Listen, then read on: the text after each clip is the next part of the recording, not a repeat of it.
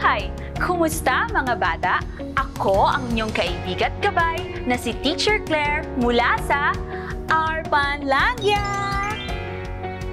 Dito sa Arpanlandia, kasiyahan at pagpapatalas ng isip ang aking hangad. Kaya halina tunghayan ang mga yaman ng ating bansa. Tara na! Ngayong araw, pag-aaralan natin ang 4 na uri ng likas na yaman ng ating bansa at mga pakinabang pang-ekonomiko nito. Alalahanin din natin kung papaano mo bibigyang halaga ang mga yamang ito. Ngunit bago iyan, susubukan ko muna ang inyong mga kaalaman sa araling ito. Halina't sabayan niyo ako! Sa gawaing ito, pipili kayo mula sa 2 salita ng tamang sagot. Unang bilang, ano ang tawag sa mga lamang dagat, pang-agrikulturang produkto, mga troso at mineral?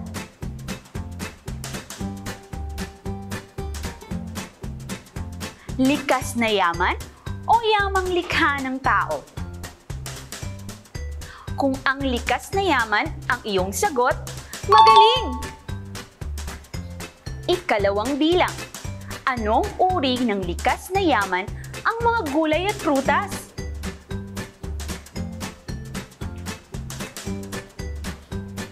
Yamang kagubatan ba o yamang pansakahan? Kung ang iyong sagot ay yamang pansakahan, tama ka! Ikatlong bilang, ano ang tawag sa pinakamalaking isda sa buong daigdig na matatagpuan dito lamang sa Pilipinas?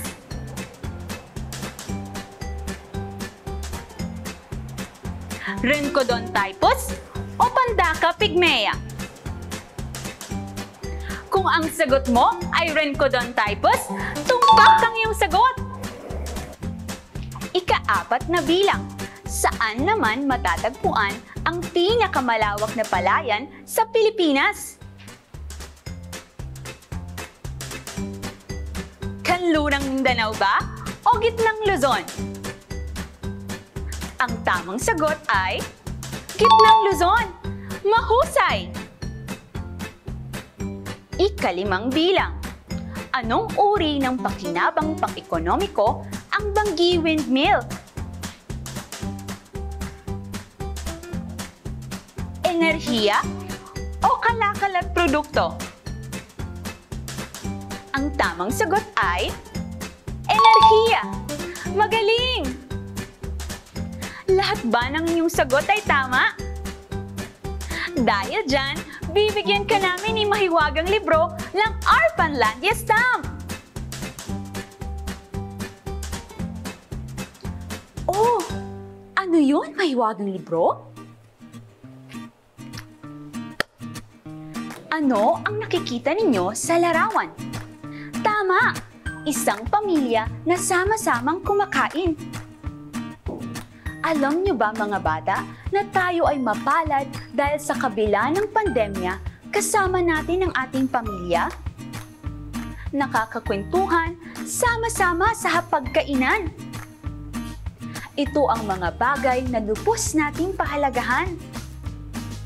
At syempre, dapat nating ipagpasalamat ang anumang biyaya na mayroon tayo sa ating hapag. Ang mga gulay at prutas ay pinaghirapang sakahin ng ating mga magsasaka sa mga kapatagan at lambak ng ating bansa. Maraming salamat, mahiwagang libro! Alam ba ninyo ang Lambak Trinidad sa Benguet? Ang pamosong Banawe Rice Terraces o kaya ang mga talampas sa Batangas at Bukidnon? Ang mga ito ay kilalang taniman ng gulay. Nakakatuwang malaman na talagang sagana ang ating bansa sa mga produktong gulay, prutas at iba pang punong kahoy. Ang mga produktong ito ay tinatawag na yamang pansakahan. Hindi pa dyan nagtatapos ang kasaganaan ng ating bansa. Ang gitnang Luzon na tinaguri ang Rice Granary of the Philippines dahil sa lawak ng palayan na matatagpuan dito. Ang galing naman! Who doesn't love rice? Sabi nga, tayo pa bang Pinoy?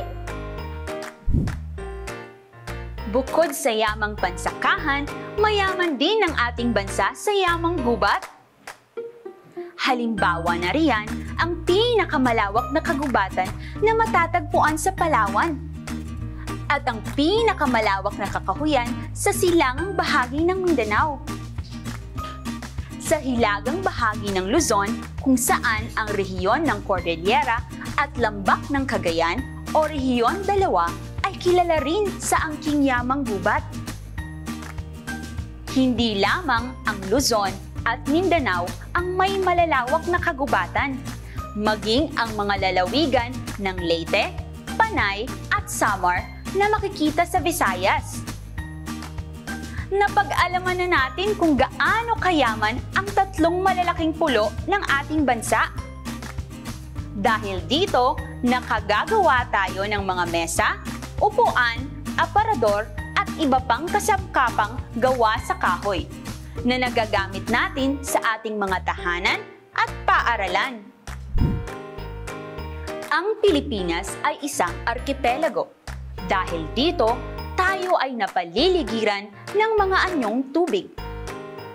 Ang ating karagatan, ilog, lawa at iba pang anyong tubig ang pinagkukunan natin ng mga isda, hipon, alimango at iba pang yamang dagat. Ang likas na yamang ito ng ating bansa ay tinatawag na yamang pangisdaan. Alam ba ninyo mga bata na ang pinakamalaki at pinakamaliit na isda ay matatagpuan dito lamang sa Pilipinas? Ang pinakamalaking isda sa mundo ay tinatawag na butanding na may scientific name na Rhencodon typhus. Madali ninyong mapapansin ang kaibahan nito sa ibang pating dahil sa mga puti nitong pantal sa katawan. Ang pinakamaliit naman na isda ay tinatawag na sinarapan na may scientific name na Pandaka pygmaea.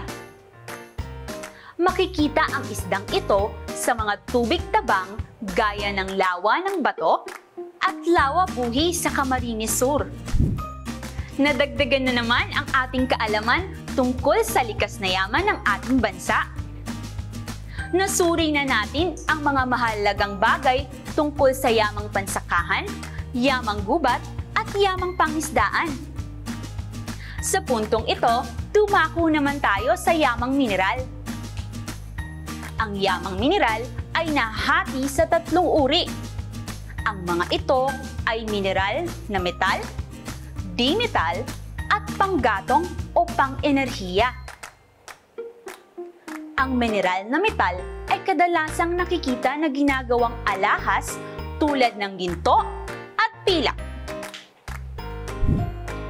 Ang mineral na nickel ay ginagamit sa paggawa ng ating perang barya.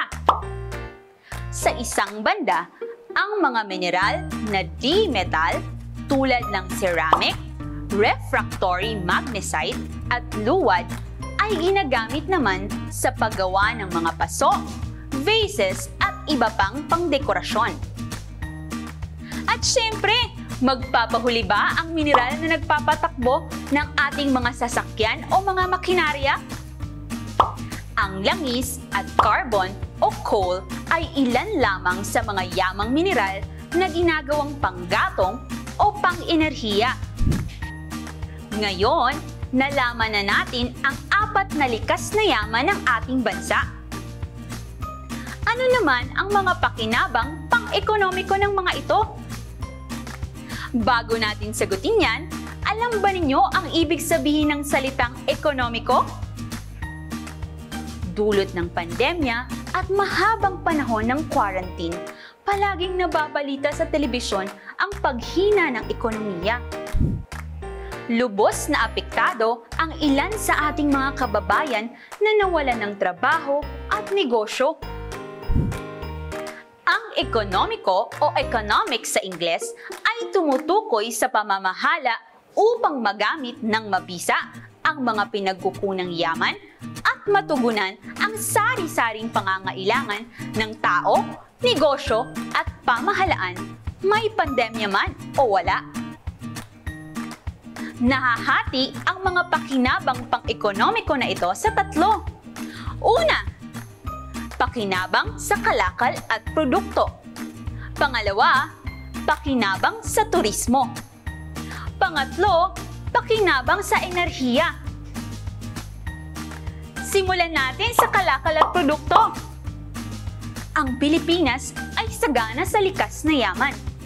Kung kaya, karamihan sa mga Pilipino ay dito umaasa sa pangunahin nilang pangangailangan, tulad ng pagkain, kasuotan at tirahan. Ang likas na yaman ng bansa ay nakatutulong sa pag-angat ng antas ng ekonomiya dahil ang ilan sa ating mga produkto ay may kalidad at maaaring iluwas sa ibang bansa. Ang pagluwas ng produkto sa ibang bansa ay tinatawag na pag-import sa Ingles.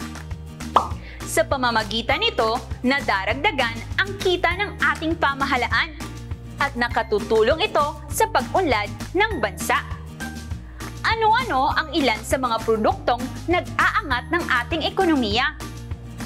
Nariyan ang palay mula sa gitnang Luzon, ang masasarap na mangga mula sa Guimaras, Iloilo, at strawberry ng Baguio. Sa paglipas ng panahon, patuloy na lumalawak ang kalakalan sa mga larangang ito. Ayon sa Philippine Statistics Authority o PSA, ang pagluwas ng produkto sa ibang bansa ay nagpapasok ng malaking halaga ng dolyar. Turismo, pamilyar itong lahat sa atin dahil higit kanino man ay alam nating mga Pinoy na napakaganda ng Pilipinas. Hindi lamang magagandang beaches, kabundukan at marine life ang mayroon sa atin dahil it's more fun in the Philippines. Hindi man tayo maaari munang bisitahin ng mga turista o kaya maging turista sa sarili nating bansa, sabayan niyo akong i-virtual visit ang ilan sa ating mga paboritong tourist spots. Simulan natin sa sarili nating probinsya. Dito ay may nagagandahang beach resorts sa Oriental Mindoro. Isa na rito ang White Beach sa Puerto Galera. At syempre, nariyan ang tanyag sa mga turista, ang Boracay sa Aklan, dahil sa kulay puti nitong buhangin. Kung gusto mo naman ng marine life, ang Tubataha Reef sa Palawan, ang isa sa may pinakamayamang magagandang korales. Iba't ibang isda at lamang tubig ang matatagpuan dito. Siyempre, marami ring nagagandahang pasyalan sa Visayas at Mindanao. Nariyan ang Chocolate Hills sa Bohol, na kung saan makikita mo rin ang tarsier. Sa Mindanao naman, makikita ang Enchanted River ng Surigao del Sur. Bukod sa kalidad ng mga kalakal ng ating bansa, ang industriya ng turismo ay nagpapasok din ng malaking halaga ng dolyar sa ating pamahalaan. Ang yamang mineral ng ating bansa ang pinagkukunan ng enerhiya. Malaking tulong ito sa ating ekonomiya dahil hindi na natin kailangang umangkat ng maraming krudo at langis upang patakbuhin ang mga planta ng kuryente. Nariyan ang talon ng Maria Cristina at lawa ng Kaliraya na nakagagawa ng enerhiya sa pamamagitan ng puwersa ng tubig. Andyan din ang Bangi Windmill sa Ilocos Norte na gamit naman ang lakas ng hangin.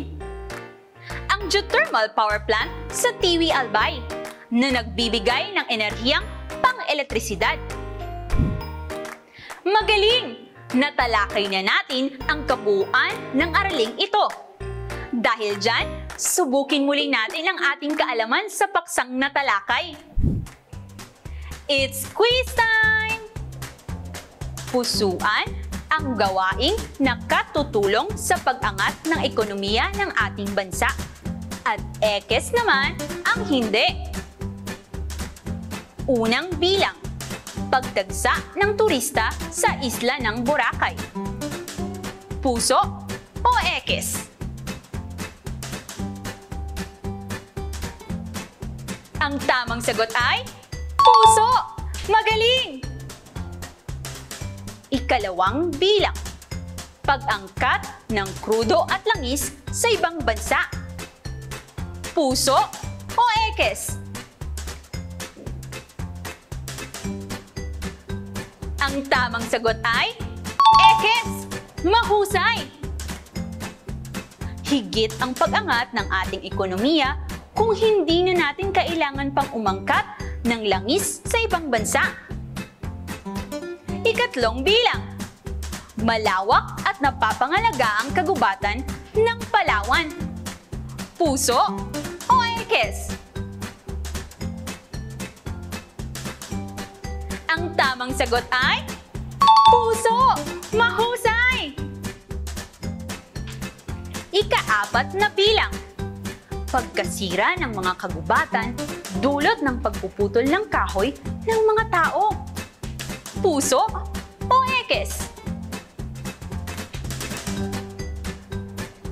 Ang tamang sagot ay ekes! Magaling! Alam naman natin na ang pagputol ng mga puno ay lubos na nakakaapekto sa ating likas na yaman at nagdudulot rin ng pagbaha sa ating mga komunidad. Ikalimang bilang, pagluwas ng produktong Pilipino sa ibang bansa. Puso o ekes?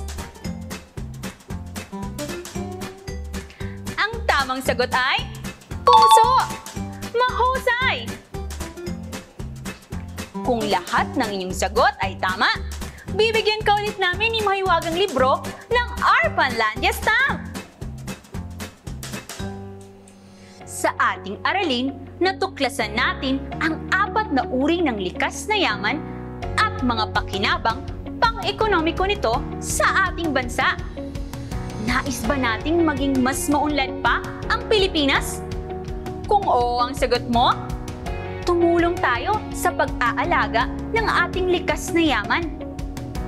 Laging tandaan na ang bawat tao, bata man o matanda, ay maaaring makatulong upang mapanatili ang kasaganaan ng ating likas na yaman.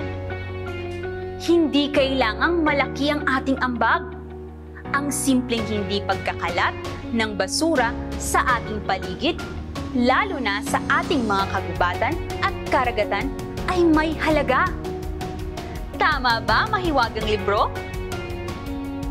Sa puntong ito, ihanda ang papel at lapis o kuhanan ng larawan ang takdang araling aking ibibigay. Para sa ating takdang aralin, tukuyin kung saan kabilang ang mga sumusunod na mababanggit. Isulat ang YS kung yamang pansakahan, YG kung yamang gubat, YP kung yamang pangisdaan, at YM naman kung yamang mineral.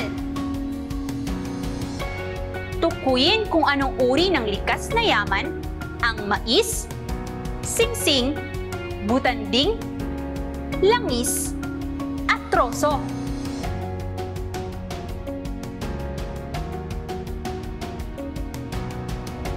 Hanggang dito na lang. Sana'y natuto kayo at nasiyahan sa 20 minuto ng talakayan. Muli, ako si Teacher Claire kasama si Mahiwagang Libro dito sa masayang pagtuklas ng kaalaman sa Our Panlandia!